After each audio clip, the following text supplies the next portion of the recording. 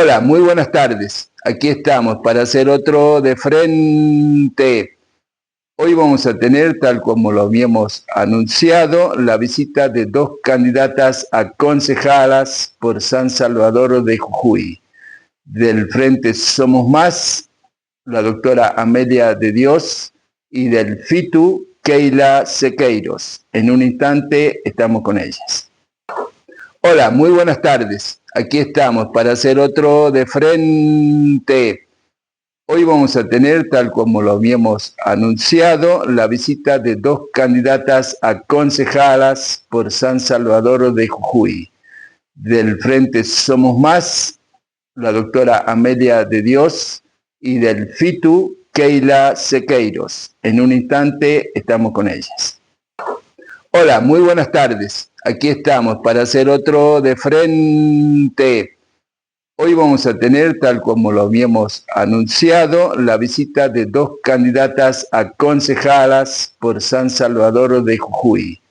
Del Frente Somos Más, la doctora Amelia de Dios, y del FITU, Keila Sequeiros. En un instante estamos... Bueno, lo habíamos prometido y vamos cumpliendo. Empezamos la ronda con quienes se han puesto las campañas al hombro y van a ser candidatos y candidatas en la elección del 11 de mayo. En este caso empezamos con la capital, Keila Sequeiros del FITU, para hablarnos sobre su candidatura a concejal en San Salvador de Jujuy. Keila, buenas tardes, muchas gracias por acompañarnos. No, gracias por invitarnos. Gracias. ¿Cómo se siente segunda campaña? Ponerse la campaña al hombro, estar, ¿cómo es? Y mira, creo que es una responsabilidad muy grande que tenemos por seguir llevando a los consejos, a la legislatura, la voz de las mujeres, de los estudiantes, de los trabajadores. También tenemos este desafío, ¿no?, de terminar con esa idea de que la política es un cargo para hacer negocios y seguir defendiendo negocios como vemos en el Consejo, por ejemplo, con el transporte. Bueno, tenemos esa responsabilidad de que los reclamos de los de abajo sigan llegando a esos lugares, así que vamos a pelearla con todo como siempre. ¿Cómo fue la vida dentro del Consejo este tiempo? Y mira, yo tengo recién mi primer año, la verdad obviamente uno, como en todos lados, siempre aprende cosas, pero fue más que nada de empezar a plantarse porque entrabas ahí, entre radicales y el PJ, votaban todo el tiempo, todos juntos, desde la ordenanza que hoy siguen sufriendo todos, que es la del transporte, que permite que el intendente Chuli Jorge por decreto suba el boleto cada 2 meses. Bueno, desde plantarnos ante eso hasta plantarnos cuando fue la cuestión de la tasa vial, por ejemplo, que le cobran un impuesto al que menos tiene para un supuesto arreglo de calles, que incluso ahí hay un negocio más turbio. Por ejemplo, las constructoras privadas que contrataron para esas calles cuestan el triple de lo que saldría hacer trabajar con la municipalidad. Bueno, ni hablar de cuando estuvimos pidiendo informes del vía parking. También fue todo un tema, ¿no? Llevar los reclamos de las mujeres, de los jóvenes. Vengo insistiendo con el cupo laboral trans, ya no le puedo explicar. Hace ya de un año pedimos que lo saquen del archivo porque una compañera del Frente Izquierda ya había presentado el proyecto, lo sacaron de archivo, no se trata, lo volvimos a presentar, sigue ahí. También presentamos el proyecto, ¿no?, para que todos los funcionarios cobren igual que una maestra, que es lo que nosotros ya hacemos. Y parece chiste, pero en una reunión del Consejo el presidente me responde: bueno, Keila, hace una nota y que a vos te depositen eso. Qué gracioso. O sea, yo cobro eso, pero estamos hablando de un privilegio que tienen ustedes que no tienen por qué tenerlo.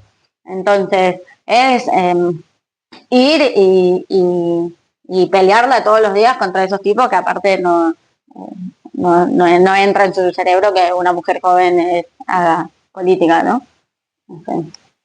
Esa es una línea que baja, podríamos decir, vertical dentro del FITU o dentro de lo que es la izquierda en general, el hecho de decir vamos a cobrar el salario docente en este caso.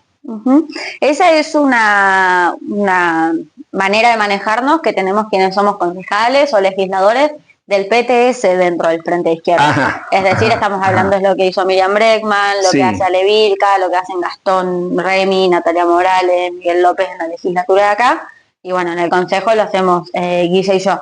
Es una tradición que tenemos dentro del partido porque opinamos eso, que la política no puede ser un cargo y atornillarte, y los políticos no tienen por qué cobrar más que cualquier otro trabajador que después te termina alejando de la realidad de las mayorías.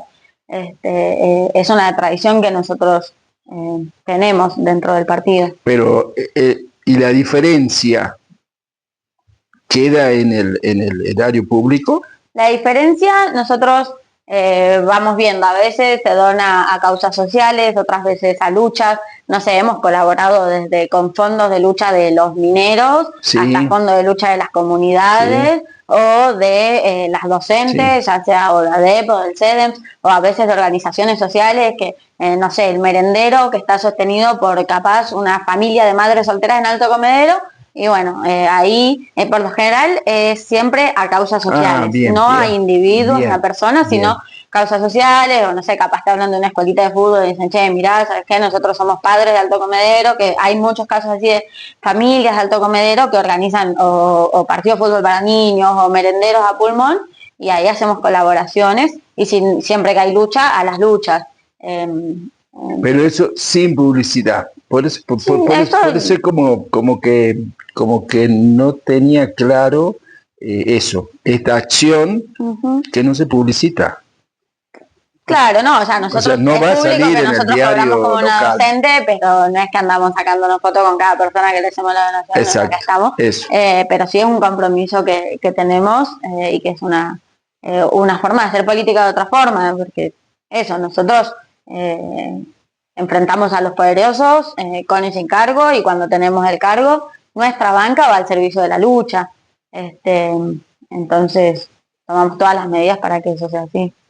Me tocó verlo en un paro que hizo, Paro y Toma, que hicieron los papeleros en Río Blanco hace un par de años. 2017. 17. La primera diputacía de Alejandro Vilca. Y Alejandro Vilca, y me parece que Natalia también estaba en esa época. Y cuando fuimos a darle el apoyo desde lo gremial a los compañeros, ellos nos contaban que el fondo de huelga lo manejaban con la izquierda, que la izquierda le había provisto el fondo de huelga. Mira. Y sí, eso hacemos en cada lucha que hay porque es nuestro compromiso. Está bien. Y ahora, ya con la experiencia de este año y un año más, ¿cuál sería el punto clave para atacar en la ciudad desde lo legislativo? Yo creo que hay 4 puntos centrales. Ajá. Primero, el transporte, que venimos insistiendo desde ya hace años, pero que no puede seguir siendo un negocio de unos pocos, o sea, se tiene que terminar esta ordenanza que cada 2 meses te suben el boleto. Nosotros ya hemos dicho, las empresas tienen que abrir los libros contables, mostrar cuánta plata hay, porque ellos dicen que hay crisis. Bueno, mostrar cuánta plata hay y que eso lo puedan controlar los trabajadores y los usuarios. Y a partir de ahí, que sea controlado por trabajadores y usuarios, se puede discutir todo. O sea, desde el salario de los choferes hasta el boleto, hasta las secuencias, o sea, por qué barrio van a pasar los colectivos, hasta qué hora, y también las condiciones, ¿no?, del servicio, que hoy por hoy es pésimo. Por ejemplo, yo acá te traje unas fotocopias después por si te las querés quedar, de unos estudios que hizo Gastón Remy, que es economista ahora hace poco, que muestran, por ejemplo, con esta medida de que el transporte sea controlado por trabajadores y usuarios, hoy por hoy se podría ahorrar un 30% en el boleto. Nosotros también decimos que si el transporte es controlado por trabajadores y usuarios, se podría armar, por ejemplo, no solamente discutir el BEGU, que hoy es insuficiente, que hayan más boletos, porque sería discutido por estudiantes que saben cuántas veces se va a cursar, sino también un abono mensual que, no sé, hago un ejemplo. Una maestra que vive en Alto Comedero, que tiene que dar clases capaz en Los Perales y después irse a otro barrio, no viaja 2 veces por día, viaja 4 o más. Entonces, que pueda haber transbordo y ahí también ahorrar, ¿no? Que el transbordo existe en otras ciudades, acá es un negocio tan tremendo que ni eso tenemos, pero eso en primer lugar, el transporte. para que Y haya un ahí hay servicio un de calidad. paréntesis. ¿Se puede hacer un órgano mixto? Por ejemplo, Salta. Saeta es un órgano mixto, es estatal y privado. O sea, se maneja y ellos... Yo creo que la respuesta la da la realidad misma, porque lo que venimos viendo hasta acá es que a los empresarios del transporte lo único que les importa son sus ganancias, o sea, no les importa si vos tenés que irte caminando a las 12 de la noche porque no te alcanza para el boleto, bueno, las 10 porque a las 12 no hay, pero Sí. no les importa si viajás en buena o mala condición, si te alcanza o no para pagar el boleto, si el chofer llega o no con su sueldo. O sea, para mí hasta ahora lo que se viene viendo es que no puede haber algo mixto, pero porque se contrapone totalmente a los intereses de los empresarios, que es solamente hacer un negocio. Entonces nosotros decimos lo que tiene que haber es un servicio público de calidad, no un negocio. Entonces para mí no, o sea, para mí tiene que, ya está demostrado que son parásitos que viven del trabajo de los choferes y se aprovechan de la necesidad de 900.000 usuarios que tienen que viajar por día. Entonces para nosotros somos claros, o sea, no se puede convivir con esta gente que lo controlen los choferes, los profesionales que sean necesarios, los técnicos que sean necesarios, junto a los usuarios. Segundo Así que ahí punto. vamos. Estábamos en transporte.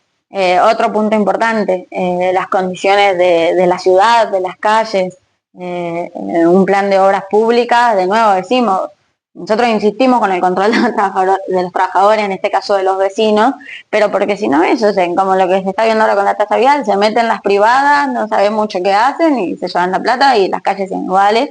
Entonces para nosotros, incluso el tema de las calles, el plan de la obra pública, tiene que ser pensado en la provincia de conjunto, porque uno puede afectar las ganancias de los grandes empresarios y sacar fondos. Vos podés hacer un plan de obras públicas que te resuelva el tema de las calles, la iluminación, pero también pensar cómo mejorar las escuelas, cómo mejorar la salud y a la vez resolver algo tan sentido que es el trabajo. O sea, hoy por hoy no hay trabajo. O sea, yo tengo compañeras de la militancia, de la facultad, que hay restaurantes donde les están ofreciendo no más de 1.500 pesos la hora.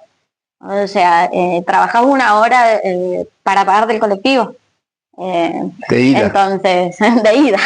Entonces, plan de resolver los problemas de los barrios, de la infraestructura, las calles, el alumbrado público, la salud, las escuelas, con un plan de obras públicas. Después, bueno, igual con respecto a esto, nosotros incluso propusimos, hicimos hace poco un proyecto para que se derogue la tasa vial, que se supone que era para resolver el tema de las calles, pero ¿qué pasa ahí? Te cobran un impuesto por cargar nafta.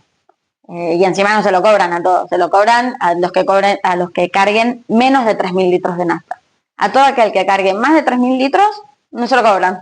No, porque se supone que es industrial. De nuevo te meten la mano en el bolsillo al que menos tiene. Entonces eso, el tema de cómo están las calles, que encima hay lluvias, sí, las lluvias son naturales, pero hay cambio climático, las lluvias son cada vez peores y hay tanto desfinanciamiento en la obra pública que llueve y se te caen los puentes, se te inundan las casas. Lo que viven los vecinos en Alto Comedero, en el barrio Belgrano, viven con el miedo de que el río se les meta en la casa. O sea, sí.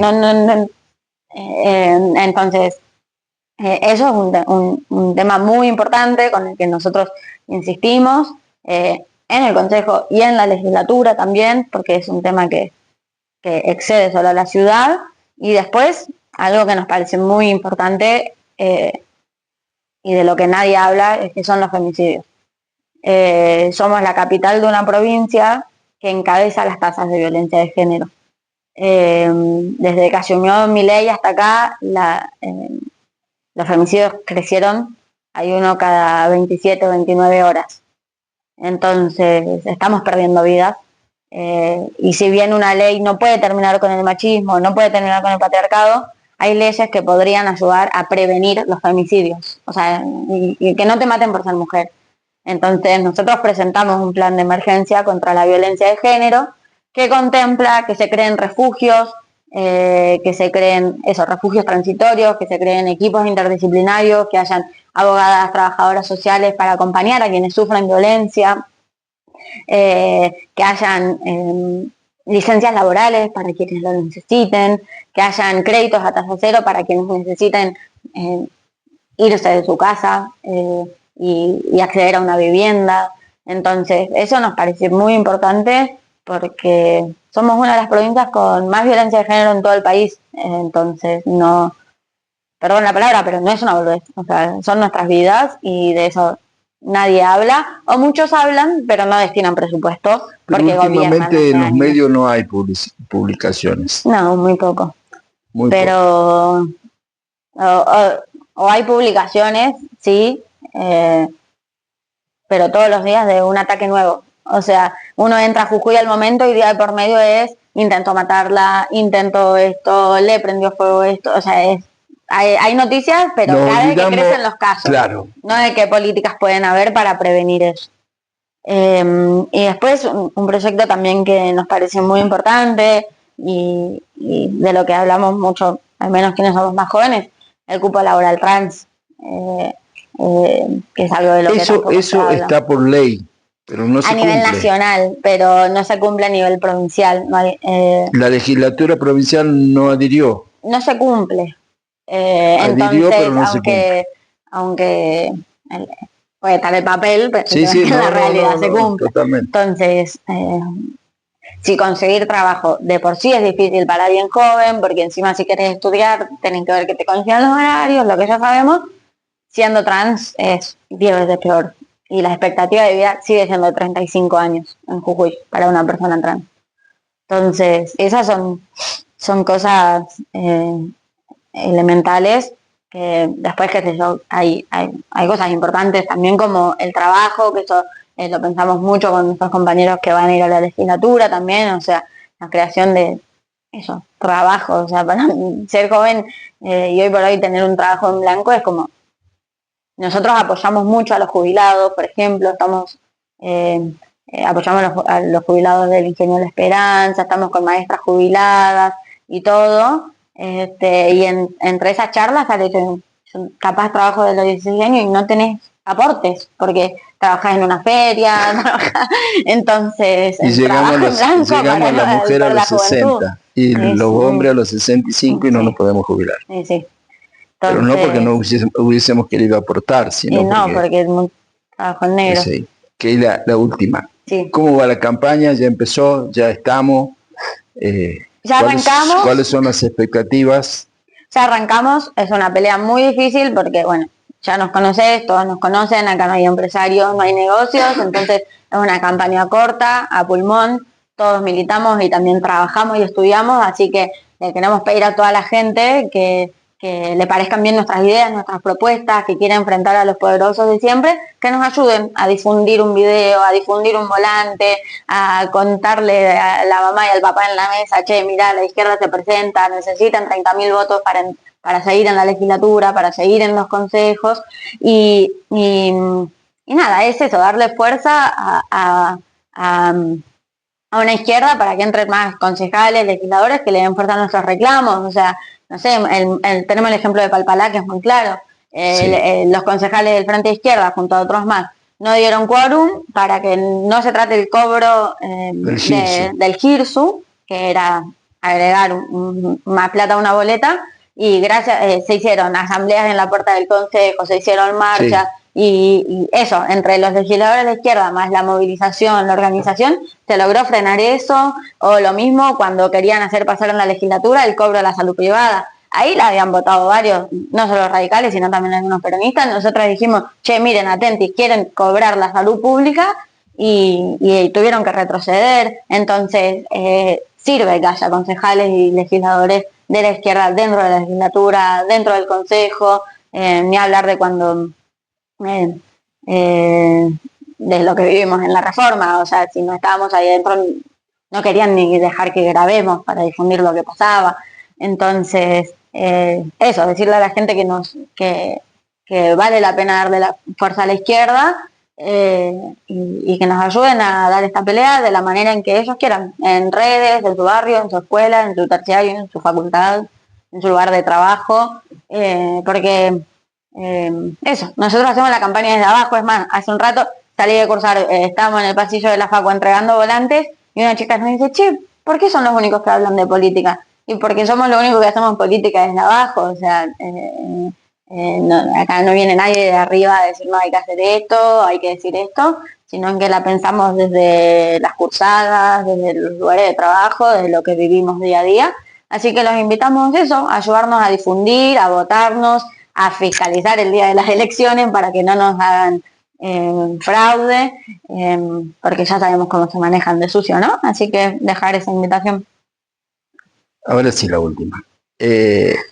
La cabeza de lista es Keira Sequeiro. En San Salvador ¿Y sí. cómo sigue? Va Sebastián Copelo, y después hay estudiantes, Lourdes Escondorí, Lautaro Miranda, que es abogado, Agustín Skinner, que es estudiante de Bienes Económicas, y bueno, en la legislatura está Levilca, con Lamia Debo, que es una compañera que es estudiante de salud, un sector tan afectado en la provincia, así que queremos que ese reclamo llegue a la legislatura.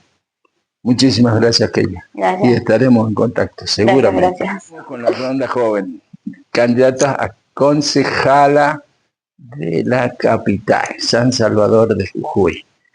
Ya nos va a contar ella por qué somos más. La doctora Amelia de Dios. Amelia, muy buenas tardes, gracias por acompañarnos. No, a ustedes, un placer como siempre. Está lindo el estudio. ¿Te gusta? Me gusta, no estaba así la última vez que vi. Está lindo.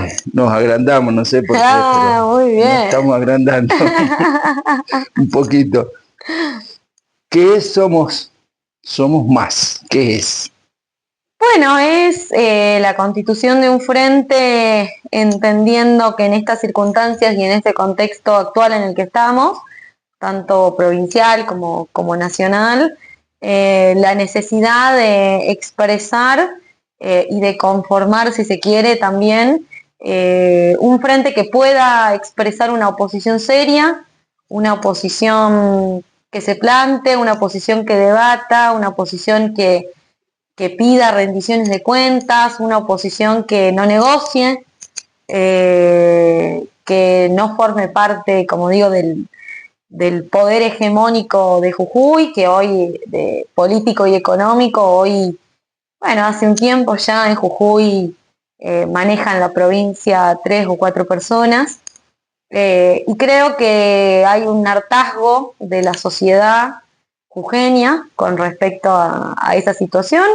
un hartazgo que es real, que es genuino y que creo que tienen razón los ciudadanos de Jujuy de este descreimiento, de este desinterés, de esta desilusión en algún punto por la política, porque hace 10 años, bueno, se van a cumplir 10 años de una gestión radical que no ha cumplido con las promesas de campaña ya por el 2015 de Gerardo Morales. Cuando hablamos del cambio de la matriz productiva, un eslogan que se ha escuchado tanto durante este tiempo, creo que no solo no se ha logrado un cambio de la matriz productiva, no se ha generado trabajo a raíz de ese planteo, sino que tenemos una provincia endeudada, en su mayoría en dólares, y que por supuesto, ayer escuchaba una entrevista donde estaba el que encabeza la lista de diputados provinciales, que toda esa situación está en orden y que estamos en orden en Jujuy, pero la realidad es que no existe transparencia, no sabemos cuáles son los números. Hay muchos ciudadanos, muchos ex legisladores que durante mucho tiempo presentaron pedido de informe, ¿no? Este gobierno que se jacta de la transparencia. Sí, está bien, crearon la secretaría, la oficina de transparencia, pero la realidad es que no existen las respuestas en los informes, una situación clara de cuál es la deuda de Jujuy, y eso por supuesto es un problema que genera compromisos con las próximas generaciones y que habrá que hacerse cargo en algún momento de toda esa situación.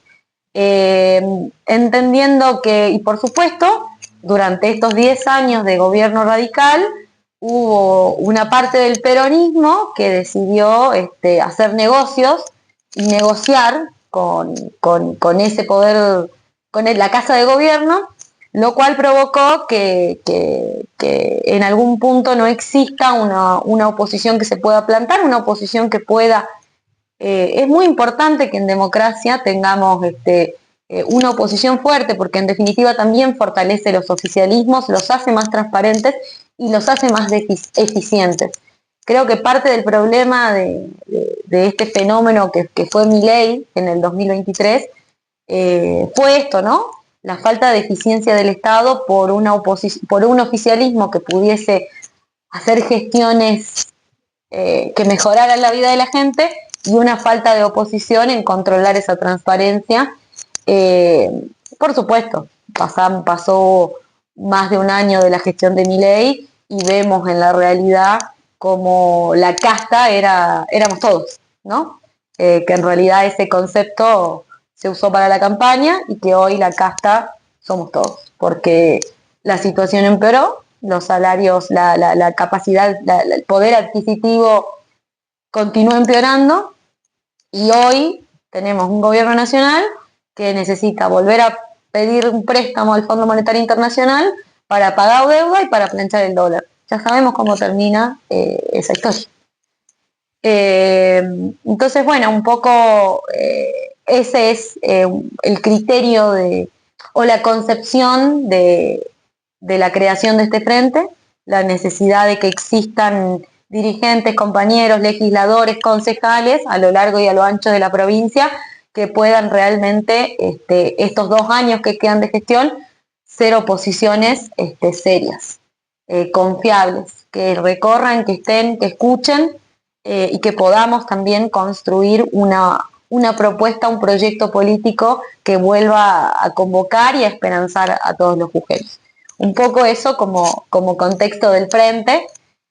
Por supuesto que particularmente acá en la capital, en San Salvador de Jujuy, tenemos aún un desafío mayor, porque hace 4 años que el peronismo, hace 2 elecciones que el peronismo no logra meter concejales, romper el piso. Por eso recién escuchaba a la candidata de la izquierda que el PJ vota y acompaña. No tenemos concejales. O sea, el peronismo no tiene concejales ya hace 4 años. Y creo que esa situación de no tener una oposición seria se agrava aún más en la capital, sobre todo teniendo en cuenta que se van a cumplir 20 años en el 2027 de la misma gestión, del mismo intendente, de la gran mayoría de los mismos funcionarios, y por supuesto que después de 20 años de gestión hay un desgaste que hoy se siente, se ve en el estado de la ciudad, en las calles.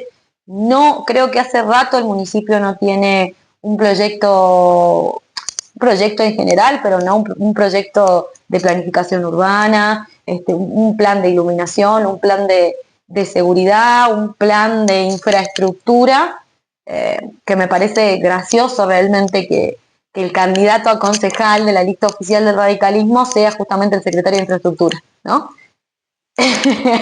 Digo, en este tiempo, hace rato venimos escuchando cómo los vecinos y las vecinas de los 63 barrios de la capital se quejan de la falta de obra pública, de la falta, digo, de arreglo de las calles, de pavimentación, de cordón cuneta, de que se rompe un foco y realmente el municipio no va a cambiarlo.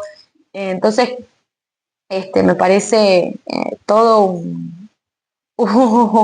un signo de que el candidato a concejal oficial del radicalismo sea el secretario de Obras Públicas. Bueno, le preguntaremos si tenemos la oportunidad en algún debate. Le preguntaremos. Ahora vayamos por otro lado. ¿Por qué candidata a concejala?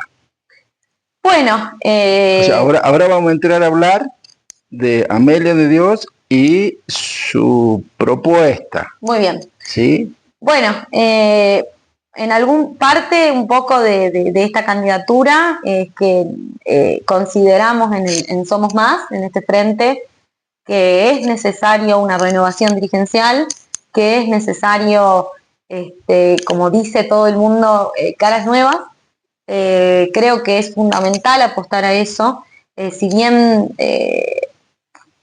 hablamos muchas veces, sobre todo en la situación puntual del peronismo, que hace mucho tiempo tenemos 3 o 4 candidatos, que todas las elecciones siguen siendo candidatos y que dependemos de esos porque son los únicos que tienen nivel de conocimiento. Bueno, creo que tenemos una gran oportunidad en este frente, que logramos, bueno, en mi caso, yo tengo 31 años, la oportunidad, ¿no? Gracias. Claro. Tengo 31 años. Si yo le muestro el documento, claro. Bueno, ¿qué va a hacer? ¿Qué va a hacer? Pero digo, un poco se nutre, ¿no? De esta potencia y de estas ganas que por ahí traen las nuevas generaciones con la experiencia necesaria que nosotros tenemos que escuchar, aprender de compañeros que vienen hace muchísimo tiempo. Tratamos siempre de hacer como ese intercambio generacional. Pero bueno, también es por supuesto una gran oportunidad, pero también una gran responsabilidad encabezar esta lista de concejales, porque, insisto, hace 4 años que el peronismo no puede meter un concejal, y por supuesto también hay una gran necesidad que en el municipio también haya una oposición seria que pueda exigir transparencia y eficiencia al intendente básicamente y a todos los funcionarios del municipio, pero también que podamos empezar a trabajar y empezar a pensar en un proyecto de ciudad, ¿no? Porque si hablamos de que el radicalismo lleva 20 años, si hablamos de una gestión desgastada, también los dirigentes políticos que militamos la capital tenemos la obligación de construir este proyecto y de generar esa expectativa en los vecinos y las vecinas. Así que, por supuesto, serán 2 tareas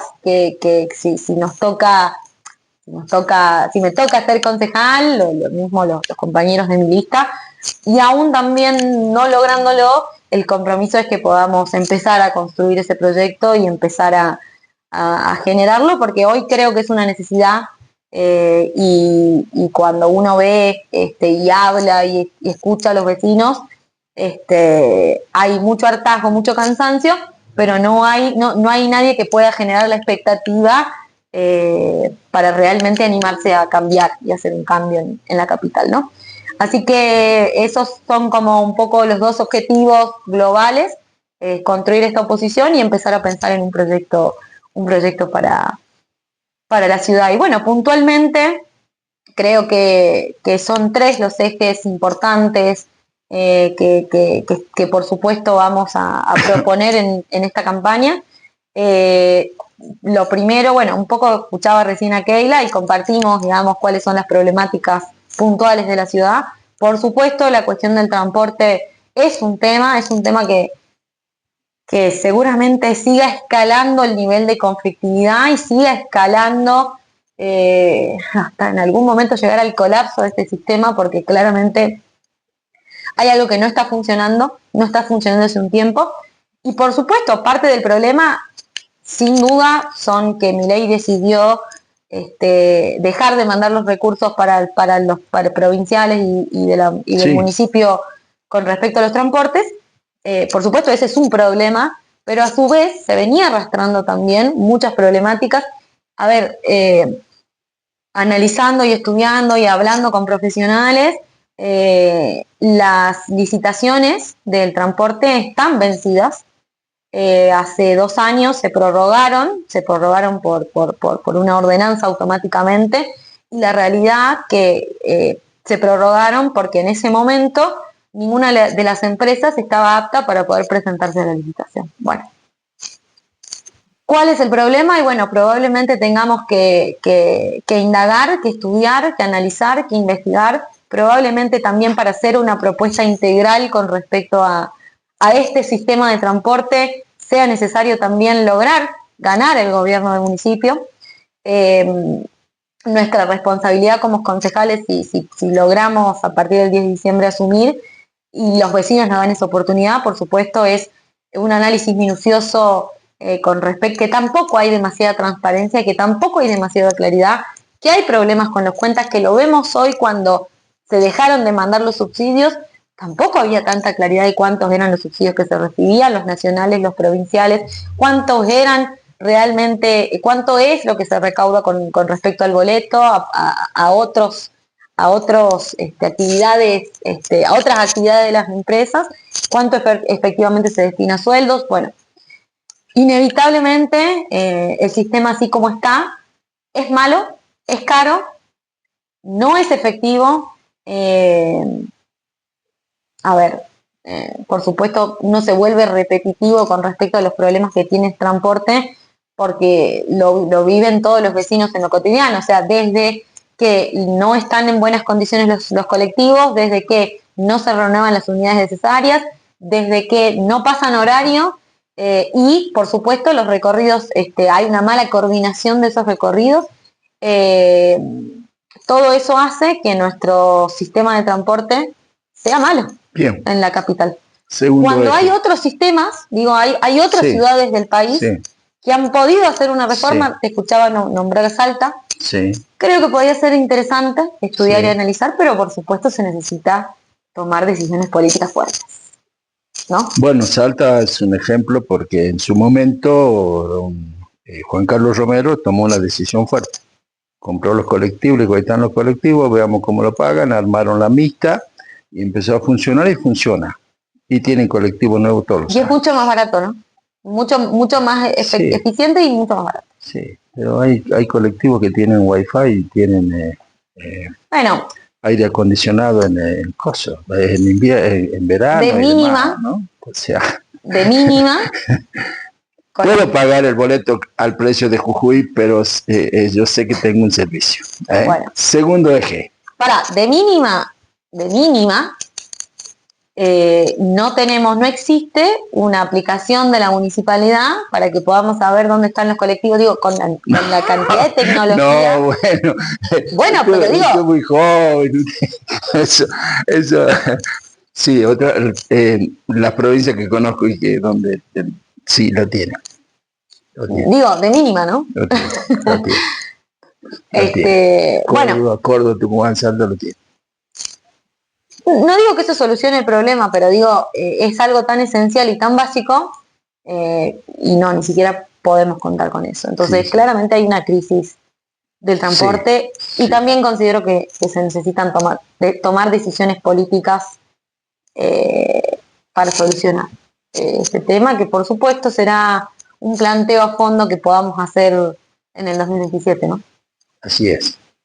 Bueno, por supuesto el segundo eje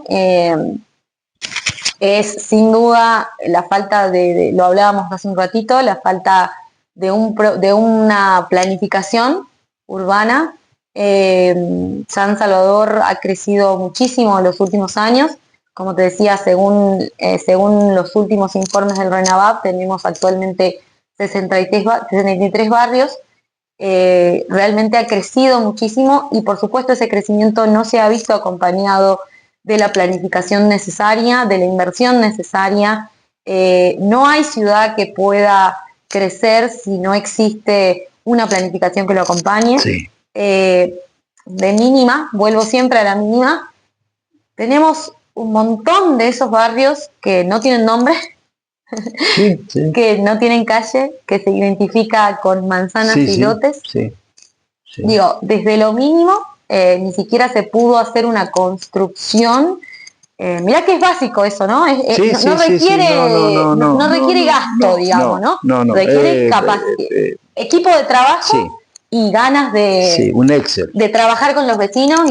Y bueno, por supuesto, se han aprobado, estaba viendo recién ordenanzas de los últimos años donde se aumenta, digamos, la disponibilidad que se le da al intendente de la inversión en obra pública. Bueno, esa obra pública hoy no la vemos, por lo menos gestiones anteriores o años anteriores se empezaba a trabajar 8 meses antes de una elección. Hoy vemos, el otro día lo vi al intendente y al gobernador acá en la obra, en la obra que iniciaron en el Irigoyen, en la otra obra. Sí, la de Alto Comedero que recorrieron. Bueno, por supuesto, también es una discusión la tasa vial y la cantidad de tasas. Entiendo que también los libertarios vienen a plantearlo como una cuestión, viste, lo plantean, ¿no? No es el problema en sí la tasa, por supuesto, tiene que ser legal, ¿no? Yo considero que la tasa vial es inconstitucional. Sí. Pero digo, dentro del marco de la legalidad, el problema no es que el municipio tenga fondos propios, al contrario, yo estoy de acuerdo con una ley de coparticipación. Veíamos el otro día que el gobernador se juntó con todos los intendentes, por supuesto entre ellos el de la capital, y planteó que se iban a eliminar las tasas que pusieron el año pasado. Digo, ahí vemos la falta de planificación, claramente. Digo, el problema no es que los municipios recauden, al contrario, los municipios tienen que tener fondos propios para poder generar sus propias políticas públicas. El tema es la eficiencia. Volvemos al eje central, digamos, ¿no? La Libertad Avanza considera que el rol del Estado en cualquiera de los casos está mal, que hace mal. Por supuesto, el eje de la discusión para nosotros es que el Estado realmente pueda ser eficiente. Por supuesto, en este eje, ¿no?, de infraestructura y de obras, principalmente exigir transparencia. Hoy no existe transparencia, tampoco existe claramente un plan. Se han aprobado muchas ordenanzas que no han sido ejecutadas con respecto a este tema. Se ha establecido esta tasa vial. Tenemos el tema del vía parking, que está por todos lados, últimamente está por todos lados, cada vez se expande más, y no tenemos claridad de cómo se utilizan esos recursos, cómo se reinvierten. Yo hago mucho hincapié a que las grandes ciudades, las grandes capitales, han crecido mucho con respecto a la participación ciudadana, la importancia que tiene que el propio vecino pueda decidir, por ejemplo, cuál es la obra prioritaria para su barrio, ¿no? Sí. Hoy no tenemos esas instancias. Hay muchas críticas a los centros vecinales que deberían como cumplir un poco ese rol, y que creo que, no sé por qué razón, no la están cumpliendo. Entonces creo que también hay otros mecanismos hoy de participación directa, donde tranquilamente incluso de manejo de fondos, ¿no?, de manejo de fondos, como una subcoparticipación municipal, donde cada barrio pueda decidir efectivamente cuál es la obra prioritaria, cuál se hace primero, cuál se hace después. Me parece que estos mecanismos de participación ciudadana son sumamente importantes. El municipio es el área del Estado más cercana al ciudadano, la que tiene más cerca. Hoy la única manera de contactarte con el municipio es presentando una nota escrita, que además te la cobran.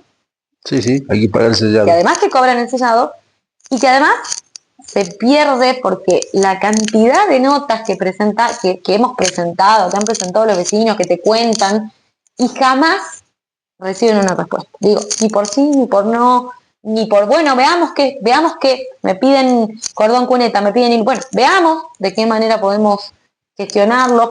Otra cosa que también hace muchos años se viene haciendo acá en la capital, y que me parece que habla de la falta de eficiencia del municipio, es esto de que la única manera de hacer cordón cuneta, por ejemplo, es que los vecinos se pongan de acuerdo, pongan la plata, el municipio pone solamente el recurso humano, y de esa manera se hace cordón cuneta. Si no, no hay plan de cordón cuneta. Y también se pavimenta de esa forma. Se pavimenta. Sí. Bueno, por supuesto, eso habla de un municipio que no anda bien, que no funciona, y que está muy alejado del vecino, que está muy, muy, muy alejado del vecino. Por supuesto, no solo el municipio, también el Consejo Deliberante. El otro día, siempre que charlo, pregunto, ¿ustedes conocen algún concejal? Bueno, quizás me pueden nombrar a uno, a dos como mucho. A uno porque jugaba al fútbol, y ahora otra porque boxeaba. Bueno. Digamos. Bueno. Entonces digo, claramente, por supuesto que también los concejales tienen la responsabilidad y la obligación de estar presentes, de hacerse presentes, desde el oficialismo, de la oposición, cada uno con su rol, cada uno con su tarea. Bueno, es algo que hoy no sucede, no está pasando, y habla del malestar generalizado en los 63 barrios de la capital, porque si no hay un problema, hay otro. Son muy pocos los, si se quiere, el centro quizás, y en el centro también tenemos el problema de los comerciantes. Hay un problema también enorme de la cantidad de trámites burocráticos, de la falta de eficiencia también con respecto a los comercios. Me decía ayer un comerciante de el barrio Bárcena, Sí. me dice, mira, yo laburo, tengo un comercio acá y tengo un comercio en Perico. La verdad, estoy por cerrar acá y me voy a laburar a Perico, porque realmente acá siento que el municipio me pone 20 millones de trabas para que yo ejerza mi actividad. Bueno, eso está pasando también hace muchos años y creo que habla de lo burocrático que se ha vuelto también el municipio, de la falta de digitalización de un montón de cosas, de la participación ciudadana, de la lejanía que ha generado el municipio con el vecino, ¿no? Y creo que eso tenemos que recuperarlo. Insisto, el municipio es la institución del Estado más cercana que tiene. Parte de eso también genera mucho desencanto con la política en general. Así que, bueno, por supuesto, me extendí un montón. Pero el tercero y último de los ejes, que tiene que ver, por supuesto, con todo, es la inseguridad. Creo que estamos teniendo problemas muy graves de inseguridad que por ahí no se toma dimensión, pero que en el día a día, en el cotidiano, hoy también pasaba por San Pedrito y me contaba que ayer hubo un intento de secuestro de un menor. Digo, situaciones que son demasiado complicadas y que se han vuelto muy cotidianas. Por supuesto, que es responsabilidad del municipio en lo que hace a la seguridad, porque por supuesto también hay muchas facultades provinciales, pero la iluminación hace la seguridad. No es menor.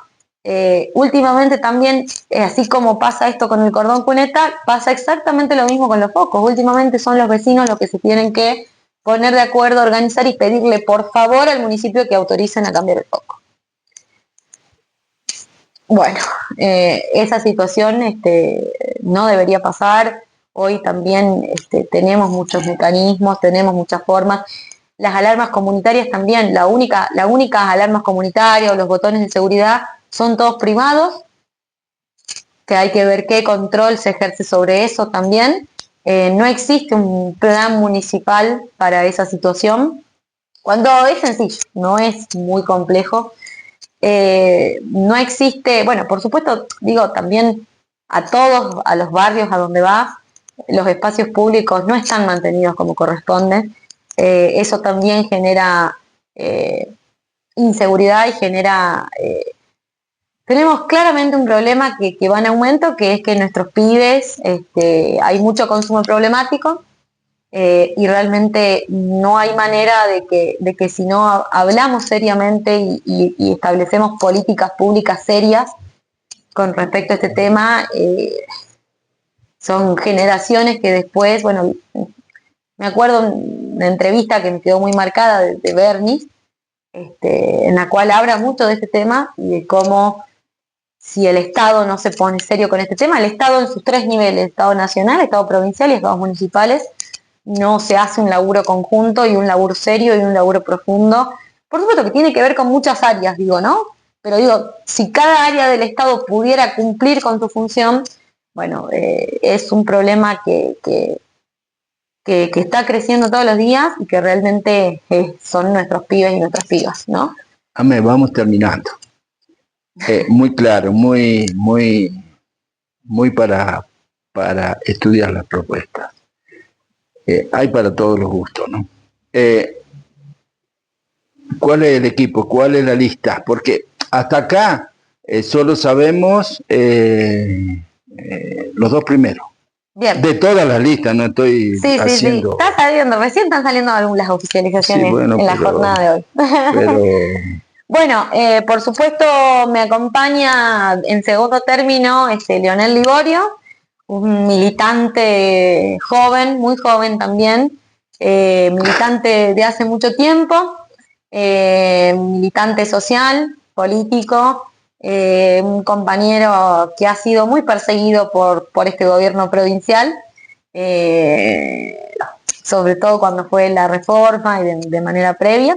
Y realmente un cuadrazo político que estoy re contenta que conformemos esta lista. Sí. Es hijo de Liliana Sánchez. Exactamente, él es del barrio San Pedrito. Sí, y la conozco a Liliana hace 30 años. Militante. Bueno, y además realmente un cuadrazo. Bueno, tercera me acompaña Luciana Santillán, una gran compañera que tiene una gran trayectoria social y política. Ella es de Ola. De la Ola, exactamente. Cuarto va el compañero Rolando Moreno, un vendedor ambulante que está ahí en el frente del Pablo Soria, que vimos cómo en los últimos años peleó por los derechos de los vendedores ambulantes, por los derechos de los trabajadores de la economía popular, un tema que tampoco el municipio puede desentenderse, cómo ha crecido el trabajo de la economía popular y que hoy tenemos que también tener políticas públicas abocadas a esta situación y no correr a la gente, ¿no? Bueno, quinto va una compañera docente, Felisa. Sexto, el compañero militante de hace muchos años, Ricardo Soto. Ricky Soto. Bueno, primer suplente va una estudiante de la Facultad de Ingeniería, Gaby, de la agrupación 22 de agosto. Gaby Carrategui, una gran compañera también, un cuadrazo joven. La conocemos de chiquita. Muy bien. Segundo va Marco Farfán, un compañero, colega, abogado, que ha sido asesor de uno de los gremios docentes y también otro gran cuadro político. Bueno, esa es nuestra lista. Estamos muy orgullosos realmente por la conformación de esta lista. Somos todos militantes, somos todos gente que viene recorriendo hace mucho tiempo la ciudad, que viene haciendo laburo social, laburo político, que creemos firmemente que necesitamos representar, que necesitamos tener voces opositoras, que necesitamos empezar a trabajar también en un proyecto de ciudad, y por supuesto pase lo que pase, estamos muy comprometidos en eso. También la mayoría son jóvenes, lo cual no es menor. Necesitamos una renovación dirigencial, necesitamos cuadros nuevos, y necesitamos también una nueva representación, porque así lo pide la ciudadanía y los espacios políticos también tienen que hacerse eco y cargo de esa situación y de esa exigencia. Y bueno, por supuesto, ya empezamos la campaña, estamos a full, queremos recorrer realmente lo máximo que podamos, porque creo que vale la pena charlar. Lo venimos haciendo hace un montón. Por ahí la gente en las redes sociales te dice, bueno, solamente recorren en campaña. Bueno, no es así. Está bien, no está bien que lo diga yo, pero digo, por lo menos lo digo de mis compañeros. Son todos gente, vecinos y vecinas, que viene hace mucho trabajando, hace mucho militando desde algún sector, desde alguna expresión, y eso es importante que podamos tener representaciones legislativas de gente que conoce la realidad, que conoce la ciudad, que conoce la realidad de los barrios. Así que estamos realmente muy orgullosos de esa lista y tenemos, por supuesto, muchas expectativas. Ojalá podamos tener representantes en el Consejo Deliberante, que creo que es una obligación y una obligación que se debe el peronismo de la capital y que nosotros queremos hacernos cargo y representar.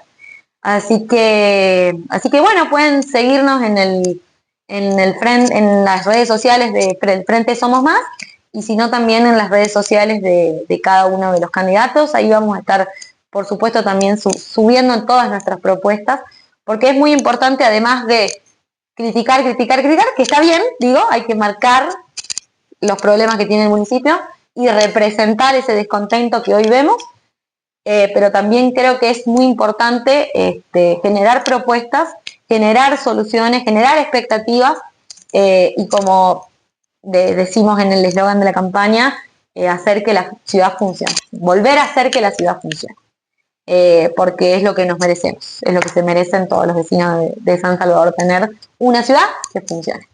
Amelia, muchísimas gracias. A ustedes.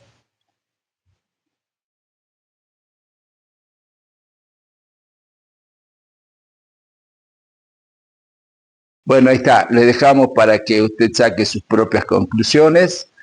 Al final, los temas importantes son en los que se coinciden. Ojalá todos veamos esa realidad.